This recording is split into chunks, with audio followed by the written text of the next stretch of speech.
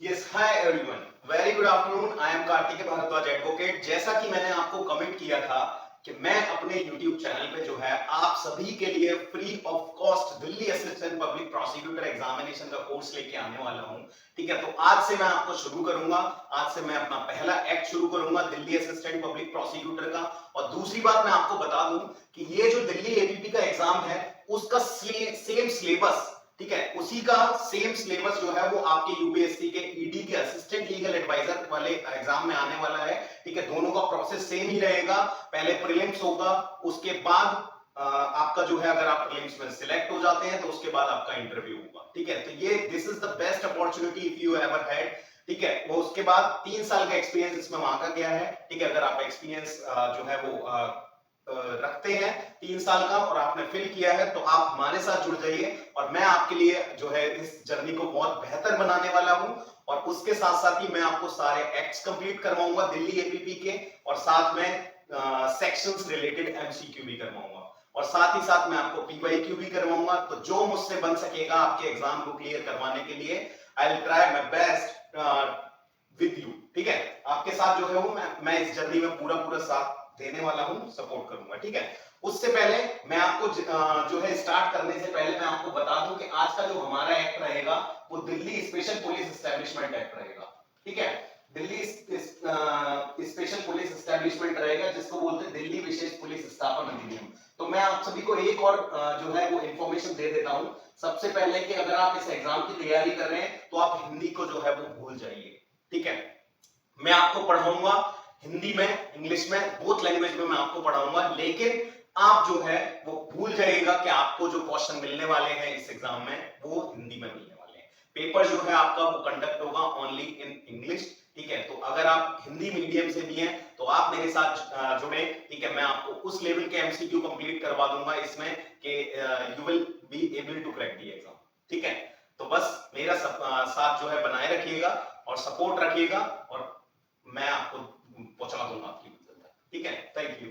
और देखो, अब जो है उससे पहले जब Delhi special police establishment act को शुरू करने से पहले मैं आपको इसकी कुछ इंफॉर्मेशन, बेसिक इंफॉर्मेशन बता देता हूं, इसका इंट्रोडक्शन बता देता हूं। ठीक है, तो ये जो है Delhi special police establishment act जो है ये 1946 का एक्ट है। ठीक है, जो है इसका जो ऑब्जेक्ट जो था इसका क्या था, the object of this bill is to retain the special police staff which was set up in 1943 under the special police establishment, जो कि वॉर डिपार्टमेंट था।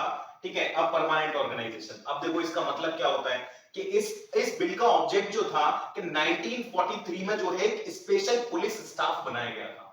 ठीक है, अंग्रेजों के टाइम पे जो है एक स्पेशल पुलिस स्टाफ बनाया गया था 1943 में। उसको जो है किसके अंडर में काम करता था वो सेटअप हुआ था स्पेशल पुलिस एस्टेब्लिशमेंट, जो कि एक वॉर डिपार्टमेंट था, उसके अंडर में सेटअप हुआ था एक स्पेशल पुलिस स्टाफ।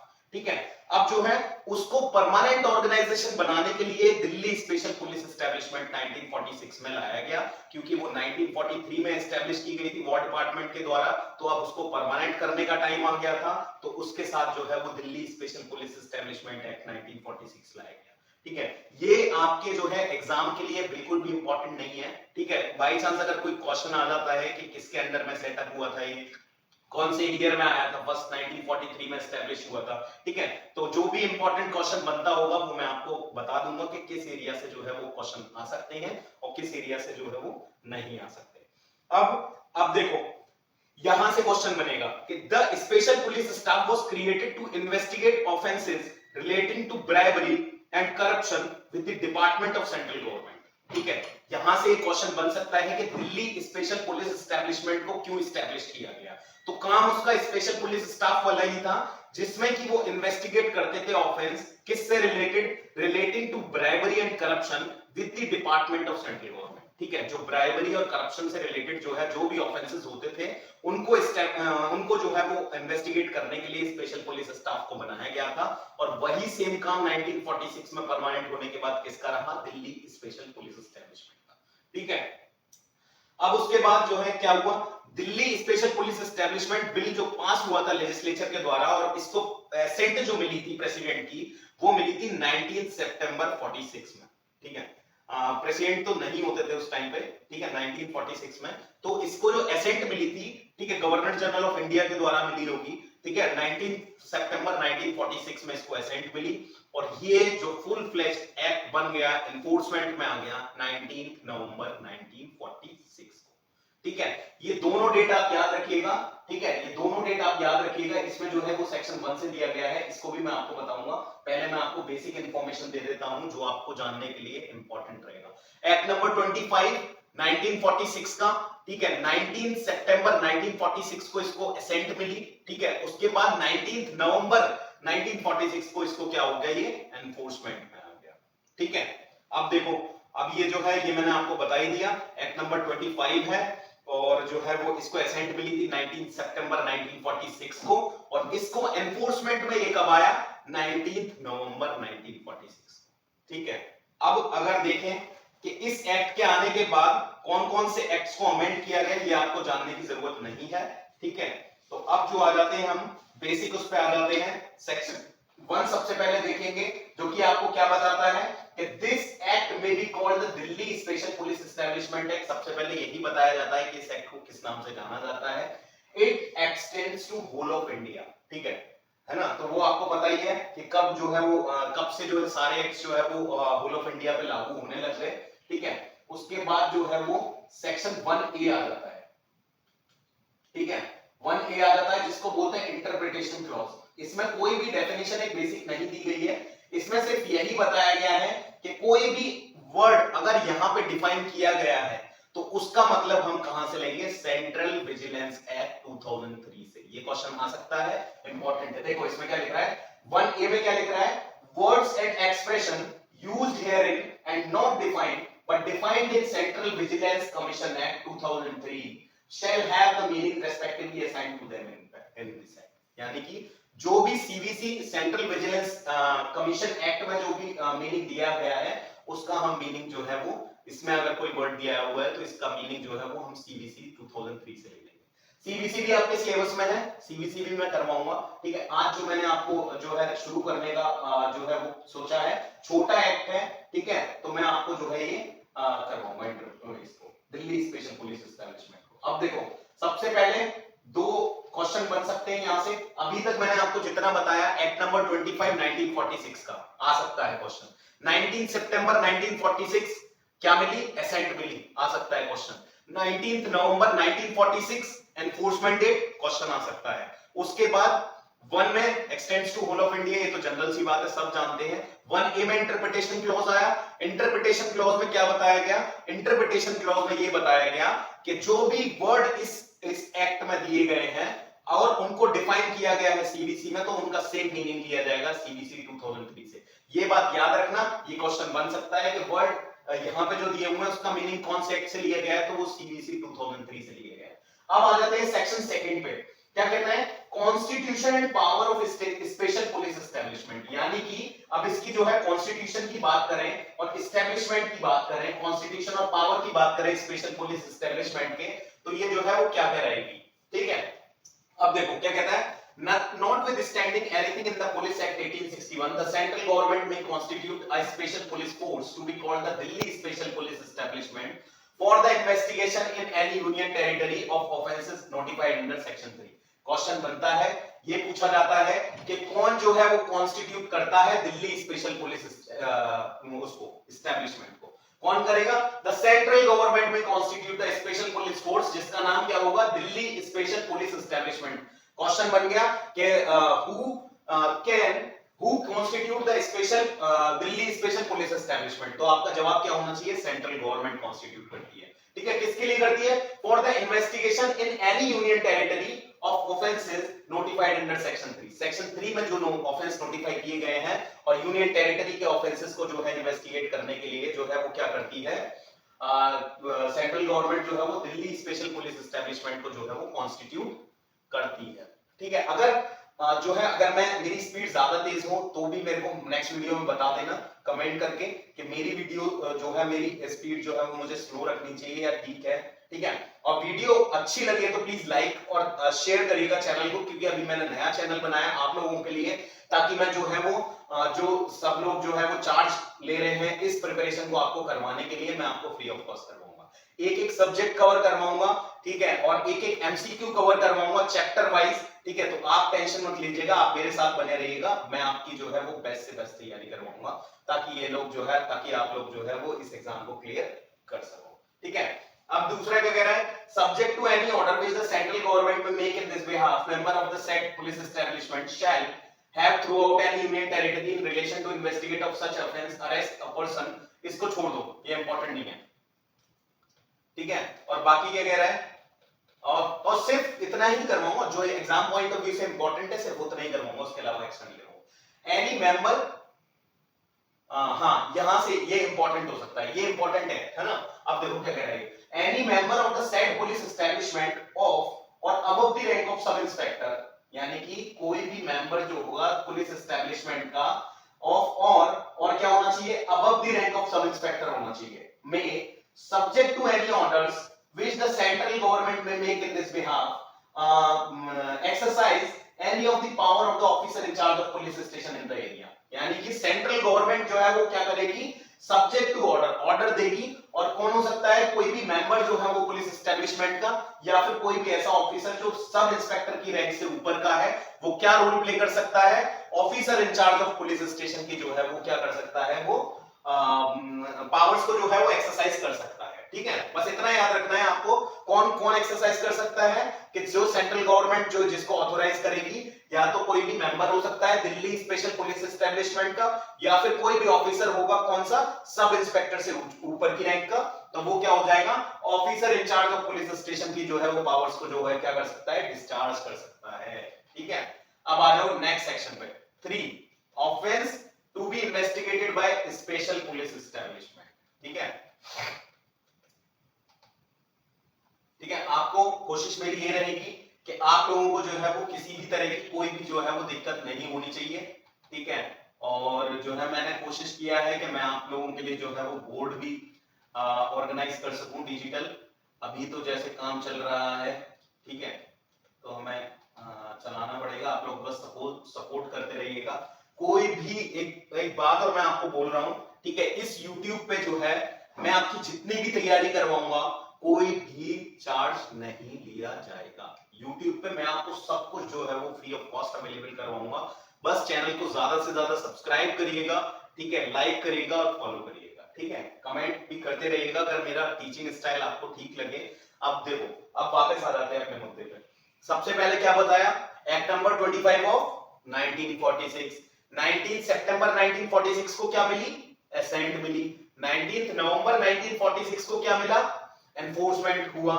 1 में क्या दे रखा था, शॉर्ट टाइटल, क्या दे रखा था, extends to whole of India. 1A में इंटरप्रिटेशन क्लॉज, कोई वर्ड दिया हुआ है यहाँ पे, मीनिंग कहां से ले लेंगे, सीबीसी 2003 से ले लेंगे। 2 में क्या बताया गया, special police, Delhi special police establishment को कौन जो है वो क्या करेगा, एक मिनट रुकिएगा, एसी चला दो, थोड़ा गर्मी हो गई।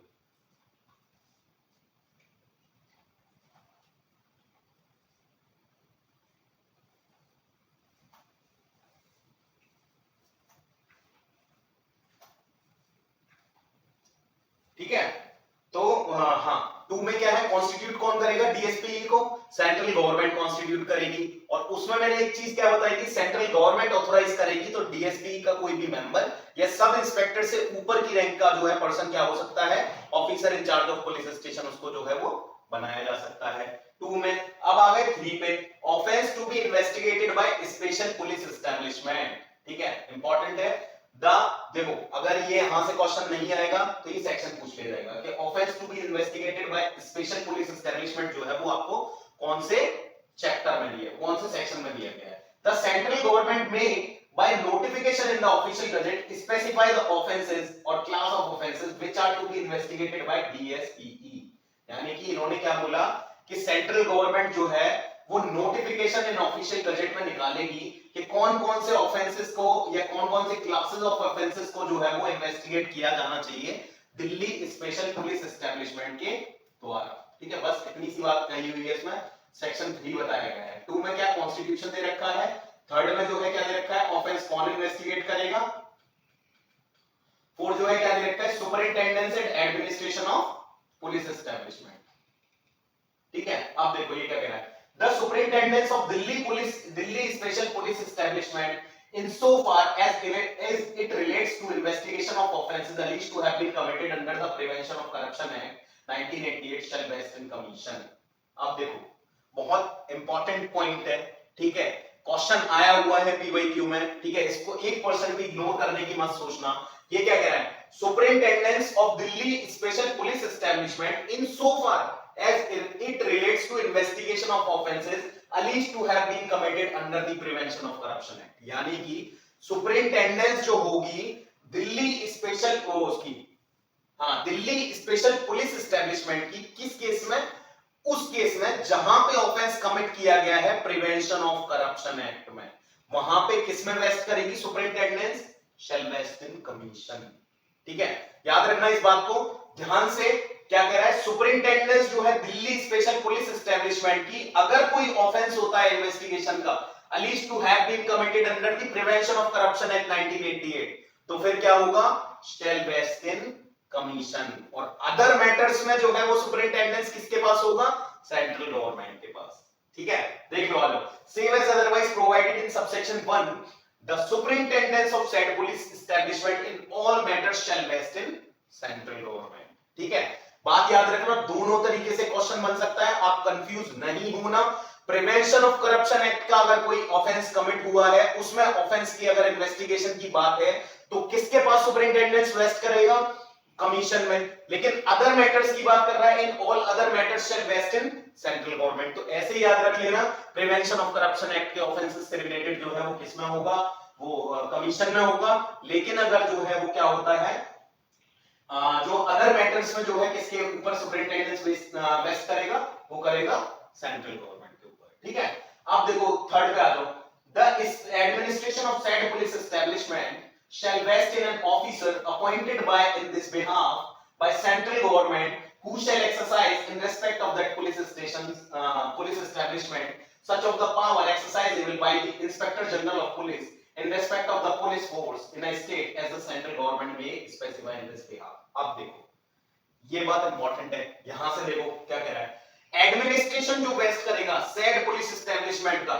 जो भी ऑफिसर अपॉइंट करेगी सेंट्रल गवर्नमेंट उसमें वेस्ट करेगा, जो एक्सरसाइज कर रहा होगा who shall exercise in respect of police establishment such of the power exercisable by inspector general of police. Question आया हुआ है, इस बात को याद रखना है, एडमिनिस्ट्रेशन जो है वेस्ट करेगा उसमें जिस पर्सन को सेंट्रल गवर्नमेंट अपॉइंट करेगी, लेकिन जो है एक्सरसाइजेबल होगी पावर किसके द्वारा, इंस्पेक्टर जनरल ऑफ पुलिस के द्वारा, तो उसको जो है वो क्या हो जाएगा, उसमें जो है वो वेस्ट करेगा उस चीज। ठीक है, तो अब मैंने वेस्ट जो है पावर वेस्ट वाला मैंने 3 कंडीशन आपको बता दी, कौन कौन सी, अगर सुपरिंटेंडेंस है प्रिवेंशन ऑफ करप्शन एक्ट से रिलेटेड तो किसमें वेस्ट करेगा, कमीशन में वेस्ट करेगा। अदर मैटर्स की अगर हम बात करते हैं तो किसमें वेस्ट करेगा, सेंट्रल गवर्नमेंट में करेगा। ठीक है, लेकिन अगर एडमिनिस्ट्रेशन की बात करते हैं तो इंस्पेक्टर जनरल ऑफ पुलिस में करेगा। बात याद रखना, जो मैं बता रहा हूं इंपॉर्टेंट है वो इंपॉर्टेंट है, जो मैं नहीं पढ़ा रहा हूं वो इंपॉर्टेंट नहीं है। ठीक है, बात याद रखना। ठीक है, ऑब्जर्व किया हुआ पैटर्न बता रहा हूं सारा। ठीक है, जो एग्जाम में आया है, और इतने एक्सपीरियंस के बाद बता रहा हूं कि मैं जहां से आपको बताऊंगा कि किस, देखो 2 जगह से क्वेश्चन बनते हैं, कोई भी बेरैक लोगे ना, कोई भी बेरैक पढ़ोगे तो 2 जगह से क्वेश्चन बनते हैं। कहां पे, एक तो जहां पे फैक्ट दिया हुआ होगा कोई, ठीक है, या जहां पे कोई जो है वो प्रैक्टिकल चीज दी हुई होगी, या जहां पे जो है वो एक ऐसी चीज दी होगी जिसको आप जो है वो, जिसके बिना जो है वो जैसे मान लीजिए अपराध होता है कोई, ठीक है, तो उसमें पनिशमेंट दिया जाएगा। पनिशमेंट ही अगर नहीं पता होगा तो फिर किस चीज की बात है। ठीक है, अगर पनिशमेंट का कोई सेक्शन दिया हुआ है तो पनिशमेंट उसमें दिया हुआ है 3 ईयर 5 ईयर 7 ईयर, ठीक है, तो वो वही चीज तो पूछी जाएगी वहां से। और एक अपराध को करने के लिए क्या क्या चीजें इंपॉर्टेंट है, क्या कॉन्स्पिरेसी हुई, कितनी हर्ट किया, ग्रीवियस हर्ट किया, ठीक है, या फिर अटेम्प्ट टू मर्डर किया या मर्डर ही कर दिया। ठीक है, तो उस कंडीशन में ये सारी चीजें जो है वो इंपॉर्टेंट हो जाती है एग्जाम पॉइंट ऑफ व्यू से। ठीक है, तो बात याद रखना। अब आ जाओ सेक्शन 4 पे, यहां से भी क्वेश्चन आए हुए हैं। ठीक है, मैं आपको बता रहा हूं ना, मैं एक एक चीज ऐसी करवा दूंगा आपको कि आपको जो है वो बस मेरी वीडियोस देखना, उसके बाद जो है आपको कोई भी किसी भी चीज की जरूरत जो है वो नहीं पड़ेगी। होप सो ये बोलता हूं, सारी चीजें करा दूंगा, क्वेश्चन करा दूंगा, एमसीक्यू पीवाईक्यू करा दूंगा, उसके बाद जहां मर्जी से जाए टेस्ट सीरीज लगा लेना, ठीक है, आपकी तैयारी हो जाएगी। अब देखो ये क्या कह रहा है, बात देखो क्या कह रहा है, for a committee for appointment of director, ठीक है, डायरेक्टर की अपॉइंटमेंट। अब इसमें क्या होता है, एक डायरेक्टर होता है, ठीक है, तो उसके अपॉइंटमेंट के लिए कौन, सेंट्रल गवर्नमेंट तो अपॉइंट करेगी, लेकिन एक कमेटी के रिकमेंडेशन पे करेगी, ठीक है, यानी कि एक कमेटी बनाई गई, ठीक है, वो कुछ लिस्ट ऑफ पर्संस जो है वो सेंट्रल गवर्नमेंट के पास भेजेगी, या फिर कुछ ऐसा बिल्कुल एकदम सिलेक्टिव कैंडिडेट को भेजेगी कि आप इसको अपॉइंट कर दीजिए एज अ डायरेक्टर, ठीक है।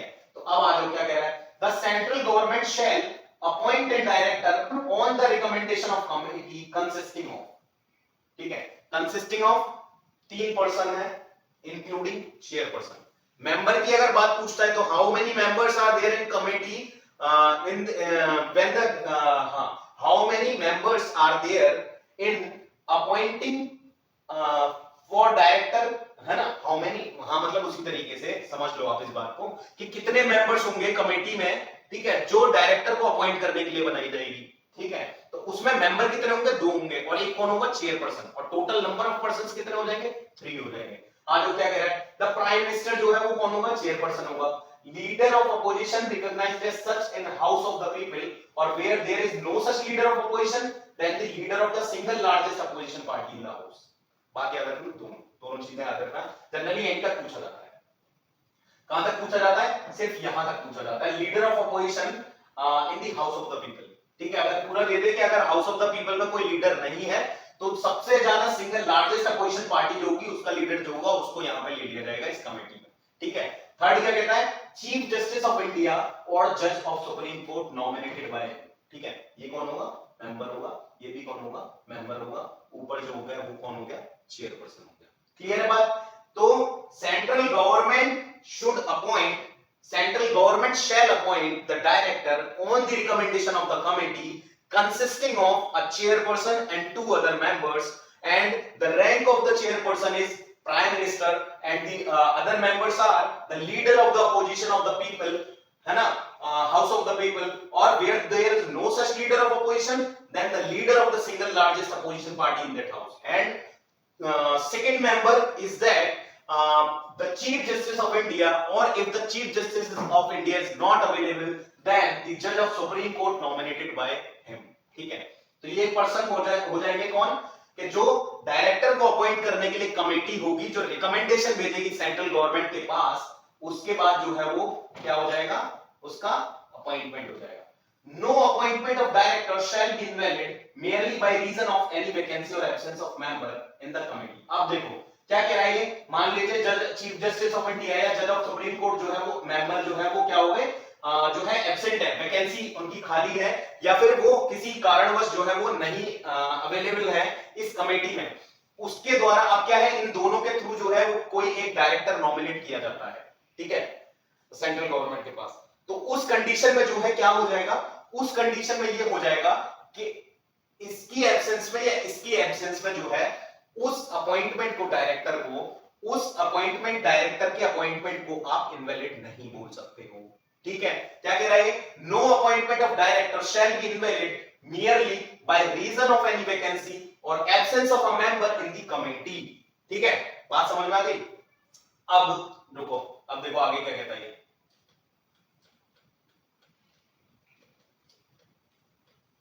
कर्सर बन गया,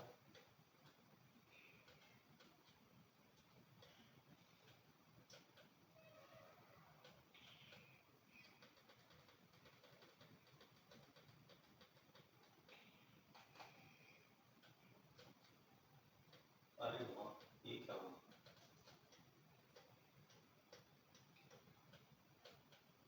होना तो नहीं चाहिए ऐसा,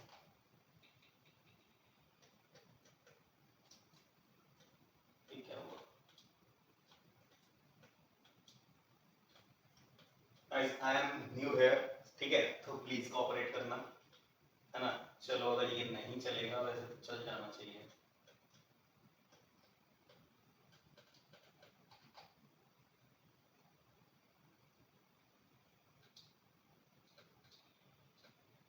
चल गया ना, देखा, बोला था ना, सब हो जाता है। क्या कह रहा है, the committee shell recommend a panel of officer. अब देखो कमेटी जो है किस बेसिस पे जो है वो रिकमेंड करेगी मेंबर को, डायरेक्टर बनने के लिए सेंट्रल गवर्नमेंट को। अब देखो कमेटी जो है बनाई गई 3 मेंबर्स की, प्राइम मिनिस्टर चेयरपर्सन थे, leader of opposition of house of the people था, अगर वो नहीं होता है तो जो भी स्ट्रॉन्गेस्ट पार्टी होगी अपोजिशन में उसका लीडर, और थर्ड जो है चीफ जस्टिस ऑफ इंडिया। अगर सीजीआई नहीं अवेलेबल होते हैं तो उस कंडीशन में जो है कौन हो सकता है, उस कंडीशन में उसके बाद जो है कौन होगा, जज ऑफ सुप्रीम कोर्ट जो भी नॉमिनेट करेंगे उसे, ठीक है। थर्ड पर्सन कि अगर कोई मेंबर जो है वो अवेलेबल नहीं है, ठीक है, तो वो अपॉइंटमेंट जो है डायरेक्टर का इनवैलिड नहीं होगा। थर्ड क्या कहता है, अब देखो अब कमेटी को जो है एक ऐसे पर्सन को रिकमेंड करना है जो डायरेक्टर बनने के लिए एलिजिबल हो, राइट। अब ऐसे ही किसी को भेज दोगे तो फिर तो ये तो this is not the right way ना। अब हर किसी पर्सन को अपॉइंट होने के लिए क्वालिफिकेशन की नीड होती है, ठीक है। तो कमेटी जो है वो क्या चीज चेक करेगी उन पर्संस में कि वो अपॉइंट होने के लायक है या नहीं है डायरेक्टर, तो वो क्या देखेगी, on the basis of seniority, integrity and experience in the investigation of anti corruption cases, यानी कि एंटी करप्शन केसेस में उनका कितना एक्सपीरियंस है ना, उनके बेसिस ऑफ सीनियरिटी देखेगी, इंटीग्रिटी देखेगी और एक्सपीरियंस देखेगी एंटी करप्शन केसेस में, ठीक है। और सेकंड क्या देखेगी, chosen from amongst officer belonging to the Indian police services constituted under all India services act, यानी कि अगर कोई भी ऐसा पर्सन जो बिलोंग करता है इंडियन पुलिस सर्विसेज, जो ऑल इंडिया सर्विसेज एक्ट 1951 के तहत जो है वो बनाई गई थी, उसमें जो है for being considered for the appointment as director, ठीक है। तो ये क्या हो जाएगा, उस पर्सन को जो है वो क्या करा जाएगा, उस पर्सन को जो है वो उसके लिए डायरेक्टर के लिए नॉमिनेट किया जाएगा, और वो कमेटी नॉमिनेट करने के बाद जो है क्या कर देगी, प्राइम मिनिस्टर को जो है वो सेंट्रल गवर्नमेंट को जो है वो रिकमेंड करेगी, और सेंट्रल गवर्नमेंट उसके बाद जो है वो क्या करेंगे, पर्सन को अपॉइंट कर देंगे एज अ डायरेक्टर, ठीक है। एक मिनट,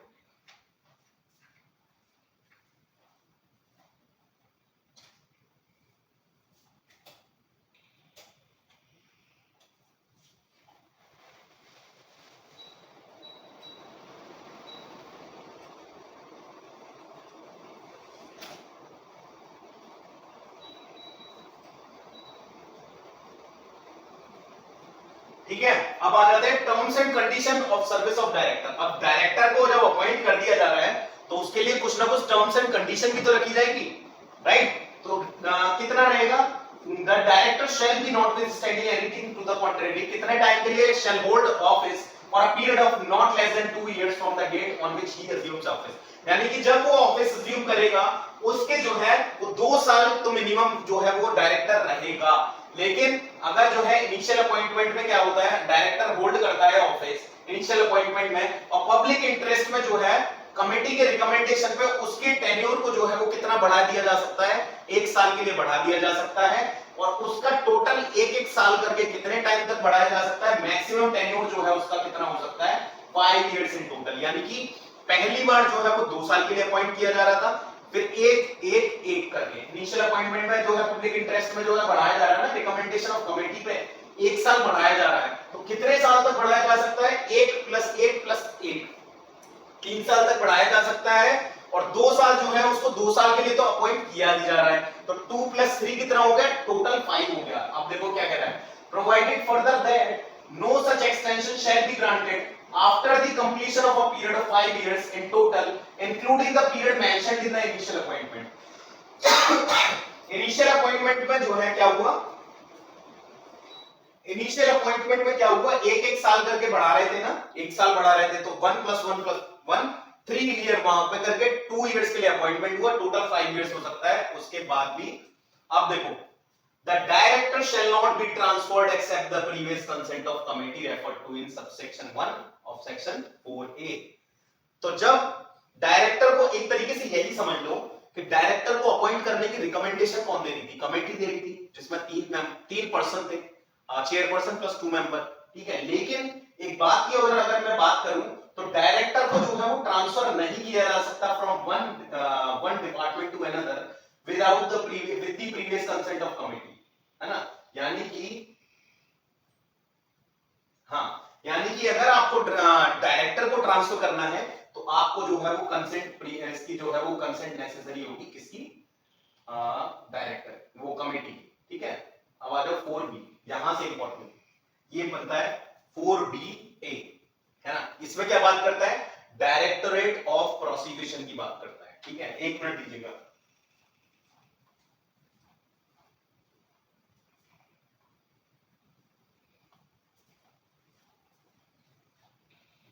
ठीक है, 4BA बात करता है किसकी, डायरेक्टर ऑफ प्रोसिक्यूशन की। इसको कौन बात करेगा, there shall be a director of prosecution headed by a director who shall not be an officer not below the rank of joint secretary to the government of India. ठीक है, अब देखो director of prosecution को head कौन करेगा, head करेगा कौन, director head करेगा।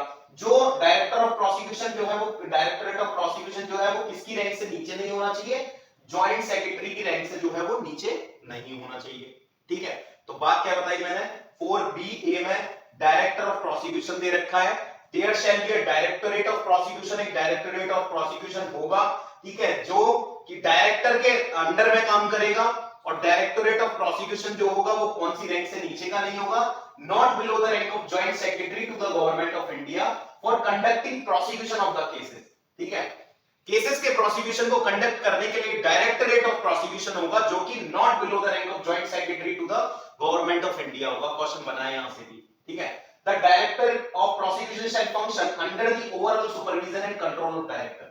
हर किसी के ऊपर एक हेड होता है, ठीक है, तो डायरेक्टर ऑफ प्रोसिक्यूशन के ऊपर जो आदमी होगा, जिसके अंडर में ये अपनी सारी पावर्स को सुपरवाइज करेगा, तो वो क्या करेगा, किसके अंडर में होगा, डायरेक्टर के अंडर में होगा। The central government shall appoint director of prosecution on the recommendation of central vigilance commission. अभी तक मैंने अपॉइंटमेंट की बात तो नहीं की थी डायरेक्टर ऑफ प्रोसिक्यूशन की, सिर्फ पहले सबसेक्शन में क्या बात करी थी कि डायरेक्टरेट ऑफ प्रोसिक्यूशन होगा, जो किसके अंडर में काम करेगा, उसका हेड कौन होगा, डायरेक्टर होगा। ठीक है, जो कि not below the rank of joint secretary to the government of India होगा। ठीक है, दूसरी बात मैंने क्या करी, डायरेक्टर ऑफ प्रोसिक्यूशन जो है वो अपने सारे फंक्शंस को सुपरवाइज करेगा, किसके अंडर में रहके, डायरेक्टर के अंडर में रहके। अभी तक अपॉइंटमेंट की बात तो नहीं आई, अब आ जाएगी।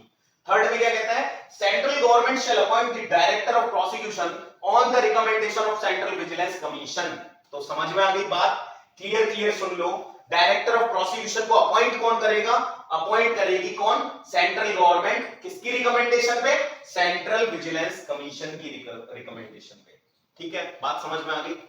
ठीक है, अब देखो, अगर हम सेंट्रल विजिलेंस, इसमें थोड़ा सा कमिटीज में हो सकता है कि आपको कमिटीज में जो है वो थोड़ा सा कंफ्यूजन हो जाए, क्योंकि जब हम सीबीसी पढ़ेंगे, सेंट्रल विजिलेंस कमीशन पढ़ेंगे, उसमें दूसरे में कॉन्स्टिट्यूशन है, तीसरे में अपॉइंटमेंट है सेक्शन में। ठीक है, तो उनमें जो है तीसरे में अपॉइंट, तो उसमें जो है थोड़ा सा कंफ्यूजन हो जाएगा, क्योंकि कमेटी है, यहाँ पे भी कमेटी दे रखी है, वहां पे भी 2-3 कमेटी दी हुई है। ठीक है, ये हो गया, सेंट्रल गवर्नमेंट अपॉइंट करेगी on the recommendation of central vigilance commission.